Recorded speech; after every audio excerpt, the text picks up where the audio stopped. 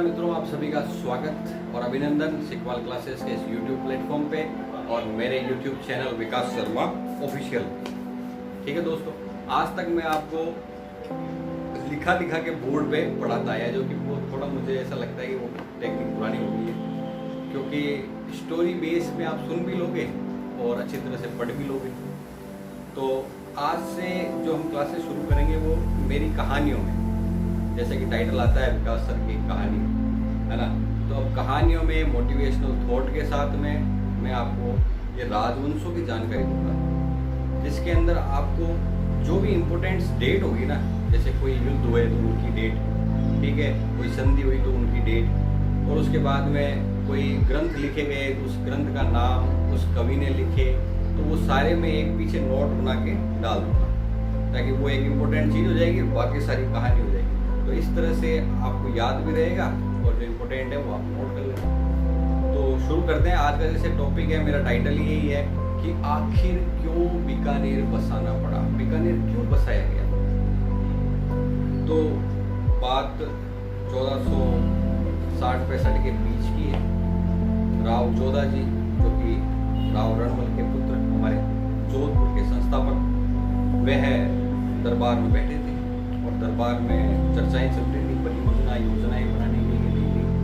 तो उस समय पर क्या हुआ कि राव जोधा के पुत्र, जैसे कि मैंने आपको बताया था स्टार्टिंग में, राव बीका और राव जोधा के छोटे भाई काका कांदल, जो बीका जी के काका जी लगते थे। अब राव बीका जो है वो कौन सी रानी के पुत्र थे?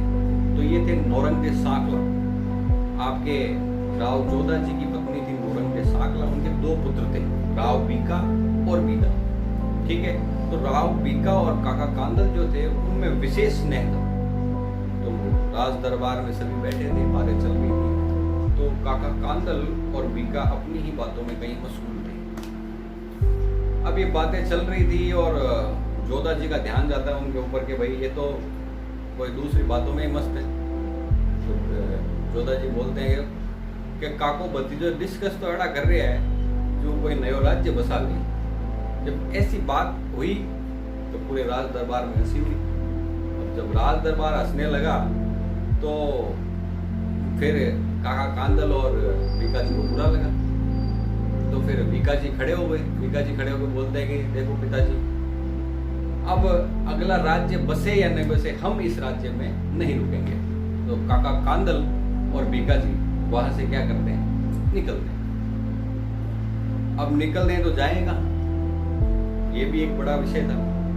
तो बीकानेर से पहले एक जगह है देशनोक। मैं आपको बात कर रहा हूँ 1460-65 के बीच की, जब करणी माता जीवित थे, वहीं पे निवास करते थे बीकानेर, देशनोक।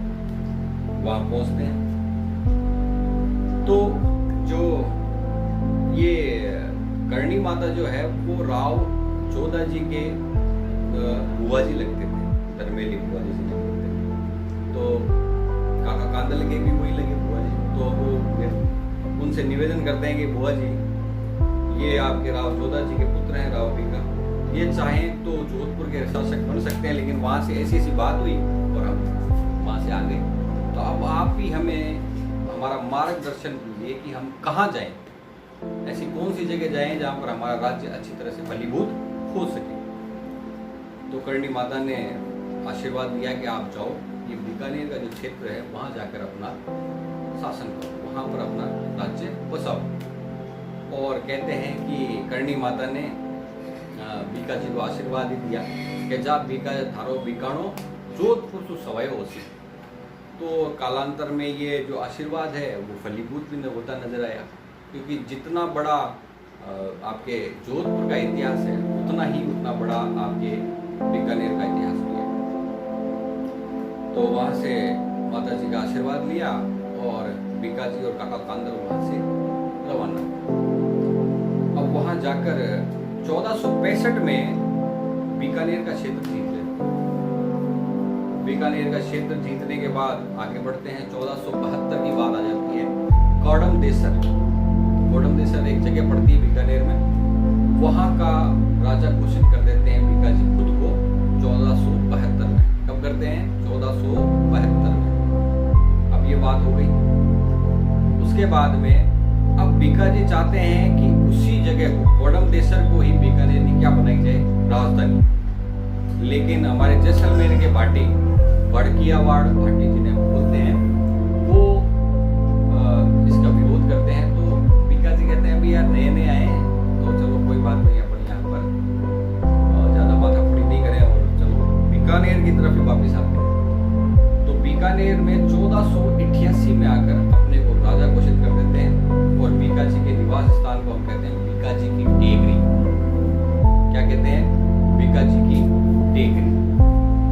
तो ये तो बात हो गई। उसके बाद में काका कांदल, तो काका कांदल का स्मारक जो है वो साहवा चूरू में और वो सिखों का एक पवित्र स्थान।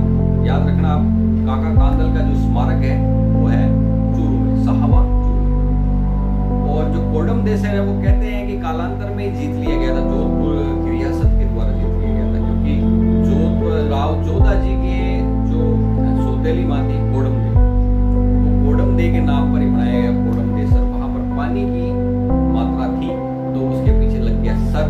तो पहले के अपन जो देखें गाँवों के नाम इसी तरह से पड़े हुए हैं, कोडमदेसर, आपके लूणकरण सर, पर्वत सर। तो ये सब जो है ना सर वो पानी के कारण नाम पड़ा है। ठीक है, अब बात हम करें बीकानेर की। तो बीकानेर को महाभारत में हमें मिलता है जांगल प्रदेश। क्या नाम पड़ता है? जांगल देश या जांगल प्रदेश। किस में मिलता है? महाभारत में। और अभी जांगल प्रदेश में जोधपुर से लेके बीकानेर तक का क्षेत्र आता है पूरा।